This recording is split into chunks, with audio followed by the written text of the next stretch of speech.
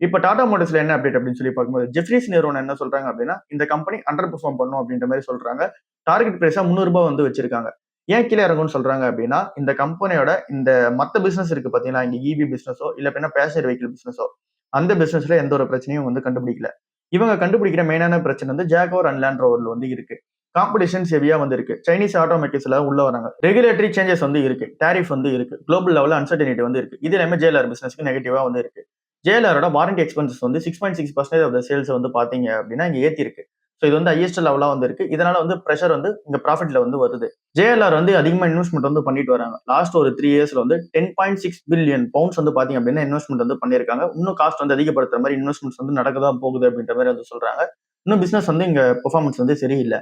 இப்ப ஜேஎல்ஆர்லயே வந்து இன்னொரு நியூஸ் வந்து பார்க்கும்போது என்ன சொல்றாங்க அப்படின்னா, எம்ப்ளாயிஸ் கவுண்ட் வந்து குறைக்கிறாங்க. 3% வந்து குறைச்சிருக்காங்க. அதிகமான டாரிஃப் அப்புறம் சைபர் அட்டாக் நடந்த ரீசனால காஸ்ட் வந்து பாத்தீங்கன்னா இந்த கம்பெனிக்கு இன்க்ரீஸ் ஆகுது. 800 மில்லியன் பவுண்ட்ஸ் வந்து பாத்தீங்கன்னா எக்ஸ்ட்ரா காஸ்ட் வந்து எடுத்து வைக்கிறாங்க.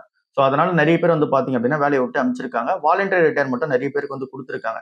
எம்ப்ளாயிஸ் எக்ஸ்பென்சஸ் வந்து 58 மில்லியன் பவுண்ட்ஸா வந்து இருந்துச்சு. சோ அதை வந்து பாத்தீங்க அப்படின்னா நிறைய மேனேஜர்ஸ் வந்து உள்ள இருக்காங்க. அவங்க எல்லாருமே வாலண்டரி ரிடென்ஷன் ப்ரோக்ராமில் வந்து பாத்தீங்க அப்படின்னா வெளியே அமைச்சிருக்காங்க. சோ இந்த கம்பெனியோட சிஓவான பிபி பாலாஜி வந்து என்ன சொல்றாரு அப்படின்னா, ஜேஎல்ஆர் வந்து 1.7 பில்லியன் பவுண்ட்ஸ் வந்து பாத்தீங்க அப்படின்னா சேவ் பண்ணுவாங்க. காஸ்ட் வந்து சேவ் பண்ணிட்டு ப்ராஃபிட்டபிலிட்டிக்காக நாங்க வந்து மூவ் பண்ணுவோம். காஸ்ட் கண்ட்ரோல் வந்து பண்ணுவோம். இம்ப்ரூவ்மெண்ட் வந்து நல்லா பண்ணுவோம் அப்படின்ற மாதிரி சொல்லியிருக்காங்க. சோ பாப்போம் என்ன நடக்குது அப்படின்னு சொல்லிட்டு.